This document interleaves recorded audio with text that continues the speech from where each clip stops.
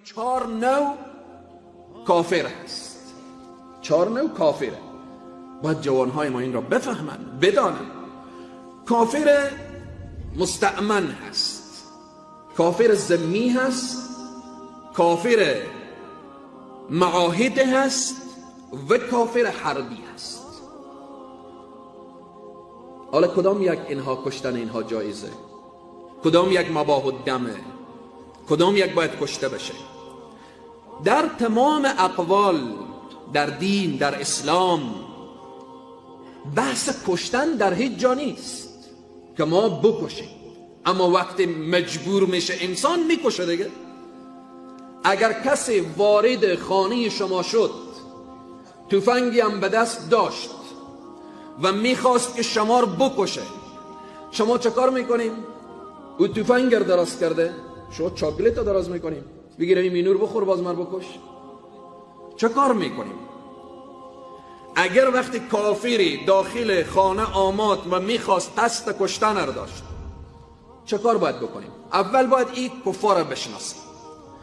مستأمن کافریه که عقد فردی داره. عقد فردی داره.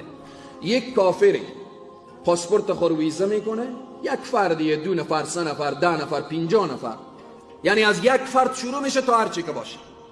مستأمن کافریه که پاسپورت خود ویزا میکنه، میایه به کشور اسلامی به خاطر تجارت، به خاطر گشت، به خاطر بالاخره چکر زدن.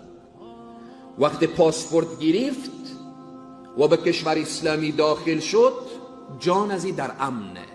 هیچ کس حق نداره ایر بکشه، هیچ کس حق نداره به او تعرض کنه، به مالش، به جانش، به آبرویش. این یک نوع کافر. کافر ذمیه، کوئی که پاسپورت داره میای چکر خور میزنه و میره.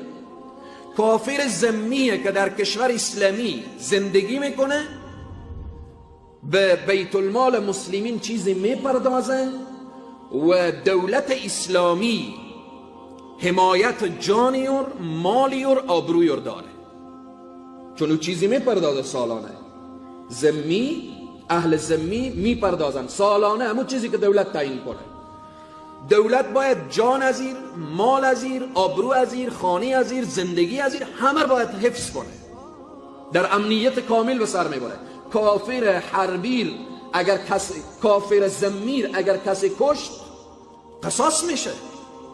در بعضی اقوال و فقهای بحثه.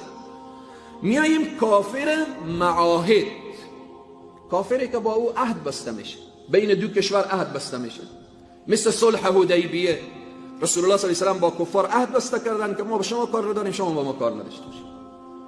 بین 2 کشور عهد بسته میشه. مثل که امروز بین کشورها عهد دیگه.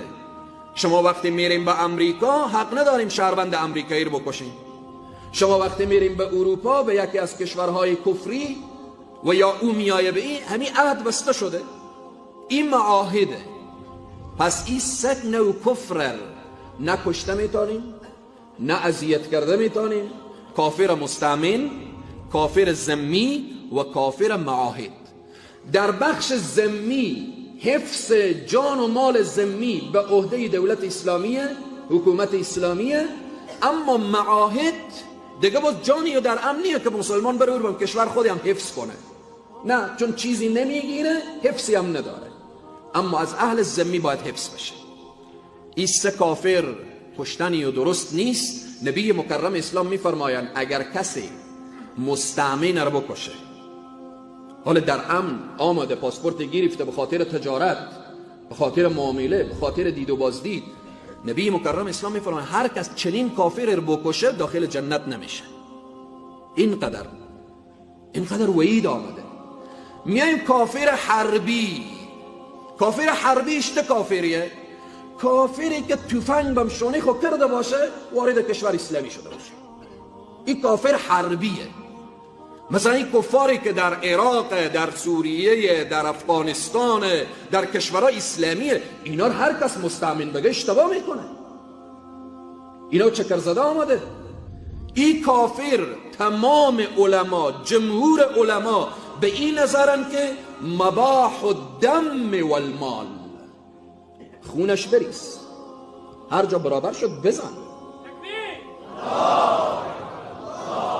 مالی رو هم گرفتی نوش جان تو، خونی هم به تو، همون که گفت که سری و چت و مالی و هم لیلام، همینه دیگه، کافر حربیه. قرآن میگه فاذا لقیتم الذین کفروا فضرب الرقاب، وقتی با کافر روبرو شدیم گردنای اینا رو بزنیم. میگه چنان خون اینها را بریزیم که چه کار بشه؟ تا دیگه کفار پای خود پیش پای خود بریزن.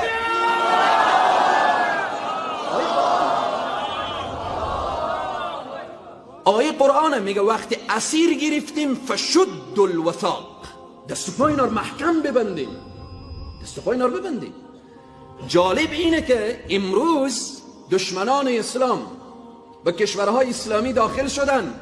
مسلمان مسکین بیچاره‌ای که یا یک میل تفنگ داره یا یک تفنگ شکستی که داره و بالاخره به هر نوعی به هر طریقی این تروریسته، این القاعده، این دهشتگره، این وحشتگره، این افراطیه، این فلانه، این فلانه. 4 تا منافق هم رفته با کافر هم دست شده، گپ اینا رو تایید کرده. یک مسلمان باید این بفهمه، یک مسلمان باید بدانه که کافر حربی، کافر مستأمن بیایه، مسلمان ها برای برالایی که اذیت نمیکنن احترام هم دارن. کافر ذمی در هر کشوری باشه راحته، کافر معاهد که عهد بسته شده باشه. اما کافر حربی قرآن میگه بکش، قرآن میگه او رو بزن هر جا که میبینی. و قاتل المشرکین کافه کما یقاتلونکم کافه، بکشید.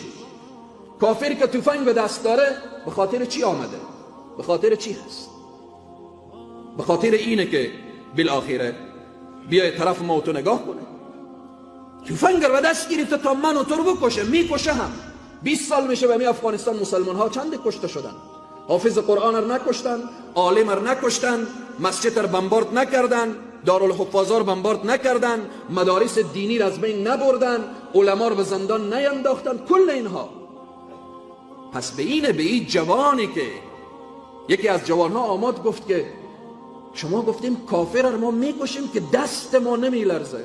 بله، کافر حربی رو میکشیم دست ما نمیلرزه، چون الله گفته اگر دست ما بلرزه ما درست بندگی به الله نکردیم، ما درست بندگی به ذات اقدس الهی نکردیم. پس به اینه که الله سبحانه و تعالی در این آیه بیان میکنه که شما کافرها رو بکشیم، هر جا میبینیم بکشیم، به سخت‌ترین حالت بکشیم، اسیر گرفتیم محکم ببندیم. به خاطر چی؟ تا کفار پا پیش پا بگذاره. کفار دنیا امروز اتم دارن، طیاره های بیم 52 دارن، سلاح های هسته‌ای دارن، تمام. آخه تروریست کیست؟ تروریست کینه؟ کسی که طیاره رو به هوا میکنه 100 نفر رو میکشه تروریست نیست؟ کافر توپ داشته باشه، طیاره داشته باشه، اتم داشته باشه، سلاح‌های پیشرفته داشته باشه، او تروریست نیست. وقتی من از دین خود دفاع کردم تروریست میشم؟ ای مسلمان بیدار